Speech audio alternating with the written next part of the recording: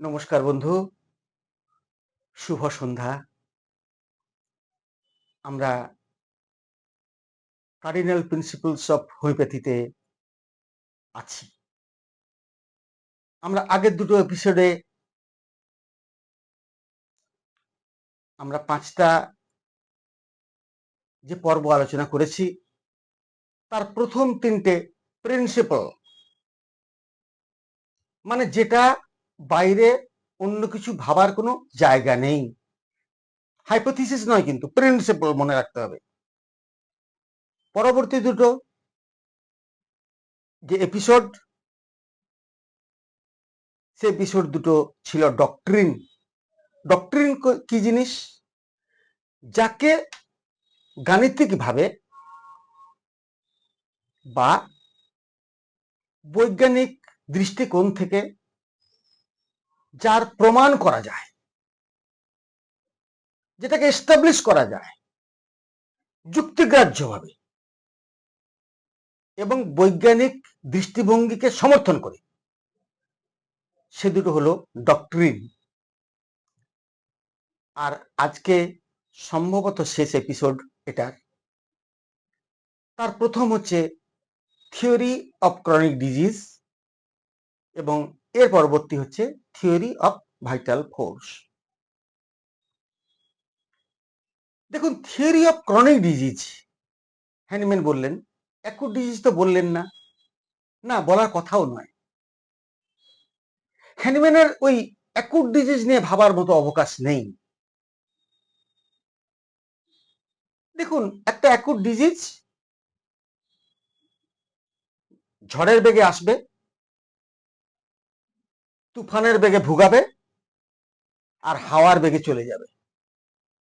হয় সে ভালো হয়ে যাবে, নতুবা পেশেন্টের চরম ক্ষতি করে দিয়ে বেরিয়ে যাবে উইথ এ শর্ট স্প্যান।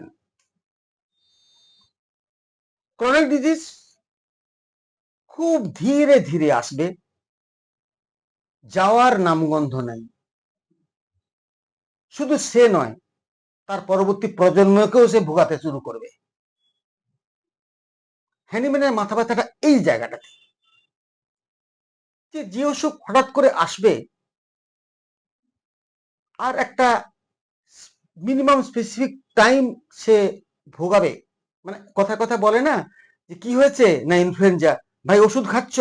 না, ওষুধ আমি খাই না। কারণ কি? ওই ডাক্তারবাবু বললেন ওষুধ খেলে 7 দিন লাগবে, ওষুধ না খেলে 1 সপ্তাহ। এই হচ্ছে অ্যাকুট ডিজিজের বৈশিষ্ট্য। ক্রনিক ডিজিজ কিন্তু একথা বলে না, কারণ ক্রনিক ডিজিজ হ্যানিম্যানের দৃষ্টিভঙ্গিতে সেই ডিজিজ, যে ডিজিজগুলো কোনো ব্যাকটেরিয়াল ইনফেকশন দিয়ে প্রেজেন্ট করতে পারে, কোনো ভাইরাল ইনফেকশন দিয়ে প্রেজেন্ট করতে পারে, কোনো অটোইমিউন দিয়ে প্রেজেন্ট করতে পারে, কোনো মেটাবলিক দিয়ে প্রেজেন্ট করতে পারে, কিন্তু এর কোনোটাই এর রুট কজ নয়। রুট কজ কোনটা? মাইজম। মাইজম কি? The dynamic concept of causative organism. Positive organism in dynamic concept. মাইক্রোস্কোপের তলায় আপনি মাইজম খুঁজে পাবেন না। It's a concept based on a fixed principle. সেটা 3 রকমের হয়। 1 সোরা, 2 সাইকোসিস, and the third one is syphilis. হ্যানিম্যানের যে থিওরি অফ ক্রনিক ডিজিজ, সেখানে দেখা গেছে যে 7/8 অফ দ্য টোটাল প্রবলেম, অসুখের 8/7 হচ্ছে ডিউ টু সোরা। সোরাকে হ্যানিম্যান সবচেয়ে বেশি গুরুত্ব দিচ্ছেন। পরের যে 1/8 রয়ে গেল, তার 60% হচ্ছে সাইকোসিস, and remaining 40% is due to syphilis. বন্ধু, আপনারা কিন্তু একটা জায়গাতে অনেক সময় আমরা একটু ভুল করে ফেলি। এই সিফিলিসকে আমরা ট্রিপেনোমা প্যালিডামের যে সিফিলিস, এটাকে আমরা গুলিয়ে ফেলি না, একদম নয়। সাইকোসিস কথাটা যেখান থেকে এসছে তার মিনিং হচ্ছে ফিগ, ডুমুর, overgrowth, uneven growth, slowly progressing growth. এটা সাইকোসিসের একটা ফিচার।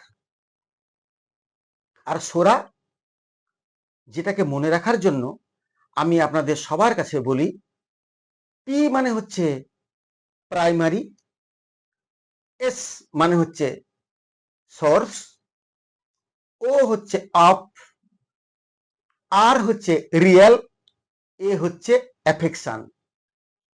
তাহলে সোরা, এটা অবশ্য আমার মাস্টারমশাই মুখ থেকে শোনা, কোনো বইপত্রে পাইনি। তাহলে সোরা জিনিসটা কি দাঁড়ালো? Primary source of real affection. সত্যিকারের যে অসুখ, তার যে রুট কজ, সেটা হচ্ছে সোরা। দেখুন, সোরা শব্দটা একটা হিব্রু ল্যাঙ্গুয়েজ থেকে এসছে, সোরাট। সোরাট কথার অর্থ হচ্ছে হুইচ ক্যান বারো,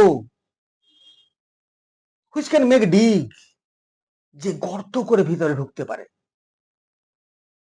আপনার সার্কোপটিস কেবি যখন হয়, খোস পাঁচড়া যখন হয়, আপনি দেখবেন just visible in the naked I, আমরা দেখতে না পাই, ছোট বাচ্চারা নিশ্চয়ই দেখতে পাবে। খুব পরিচ্ছন্ন জলে যদি হাত থেকে চুবিয়ে রাখা হয়, একটু হালকা হলুদ জলে, দেখা যাবে কালো কালো কালো কালো, জাস্ট ভিজিবল, খালি চোখে মানে জাস্ট দেখা যাবে এরকম জিনিসগুলো কিন্তু ঘোরাফেরা করছে, এটা দেখা যায়। এটার সাপ্রেশনের জন্য বংশ পরম্পরায় যে অসুখটা তৈরি হয়, সেটা ছিল হ্যানিম্যানের কথাতে সোরা। কিন্তু কেন্টিয়ান যে কনসেপ্ট একটু বদলে দিল। তিনি বললেন যে শুধুমাত্র এইখানে কিন্তু আটকে থাকলে আমাদের চলবে না, আমাদের সোরাকে শুধুমাত্র চুলকানির বাইরেও ভাবতে হবে। সোরা হচ্ছে একটা ইন্ডিভিজুয়াল, যে তার স্পেসিফিক কিছু চরিত্র বহন করবে,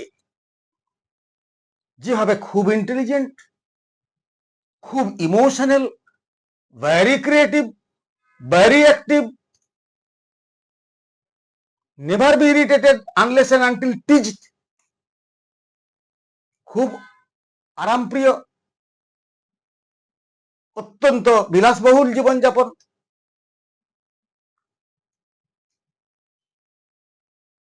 ইত্যাদির সাথে আরো অসংখ্য জিনিস রয়েছে, যেগুলো একটা শরীর পেশেন্টের মধ্যে পাওয়া যায়। এই সোরার উপরে বেস করে কিন্তু সাইকোসিস আসবে, এই সোরার উপর বেস করে সিফিলিস আসবে। সোরাকে বাদ দিয়ে নয় কিন্তু, এটা মাথায় রাখতে হবে আমাদের। এবারে সোরা সিফিলিস মিলে টিউবারকুলার মাইজম তৈরি করতে পারে, একটা কম্বিনেশন। আবার সিফিলিস সাইকোসিস মিলে একটা ক্যান্সার মাইজম তৈরি করতে পারে। বেশ কিন্তু হবে সোরা। সুতরাং এই যে এক একটা মাইজম, এরা এক একটা আলাদা আলাদা কনস্টিটিউশন তৈরি করবে। তাহলে এই যে লক্ষ কোটি ডিজিজ নামের যে সমস্ত ডিজিজ আছে, সকল নসোলজিক্যাল নেমস, হ্যানিম্যান এই সমস্ত গুলোকে তিনটে জায়গাতে এনে জড়ো করে দিলেন। একটা শরিক গ্রুপ, একটা সিভিলিটিক গ্রুপ, একটা সাইকোটিক গ্রুপ, মেইন তিনটা গ্রুপ অফ ডিজিজ। এবারে তারা মিলেমিশে কোথাও টিউবারকুলার গ্রুপ একটা হতে পারে, একটা ক্যান্সার গ্রুপ হতে পারে। মনে রাখতে হবে, এই ক্যান্সার মাইজম কিন্তু ক্যান্সার নয়, এই টিউবারকুলার মাইজম কিন্তু অবশ্যই not due to Koch's bacilli, এটা কিন্তু নয়, এটা একটা কনসেপ্ট, যে কনসেপ্টের উপর দাঁড়িয়ে আমরা যারা হোমিওপ্যাথি চিকিৎসা জগতের সঙ্গে যুক্ত, এই কনসেপ্টগুলোকে আমরা ভীষণ রকম মাথায় রাখি এবং আমাদের ক্ষেত্রে true cause of disease is not virus, never bacteria, neither fungus nor any other else. They may come, they may harbor, they may be sexually active for multiplication when they will get a proper ambience, a proper atmosphere inside our body. মানে খুব সহজ করে বললে এটা দাঁড়ায়, অন্য সাবজেক্টের ডাক্তারবাবুরা মনে করেন যে ভাই এটা ব্যাকটেরিয়াল ডিজিজ, এটা ভাইরাল ডিজিজ, এটা প্যারাসাইটিক ইনফেস্টেশন হয়েছে। আমরা বলি স্যার সবই ঠিক, কিন্তু দেহটা আমার পচনশীল হয়েছে, ফলটা আমার পচনশীল হয়েছে কারণে পোকা এসছে। পোকা তো প্রতি ফলেই আসে, কটা ফলে পোকা ধরে? যে ফলটা পচনশীল হয়েছে পোকা সেখানে থাকবে, পোকা সেখানে বাঁচবে, পোকা সেখানে বংশ বিস্তার করবে, পোকাটা সেই ফলটাকে দ্রুত পচনশীল করে ফেলবে। তাহলে ফলের পচনশীলতার জন্য পোকাটা দায়ী নয়, they are the scavenger of the disease, right? এই বলে ছোট্ট কথাতে আমি থিওরি অফ ক্রনিক ডিজিজ এই চ্যাপ্টারটা থেকে আমরা পরবর্তী যে এপিসোড সেটাতে আমরা প্রবেশ করব।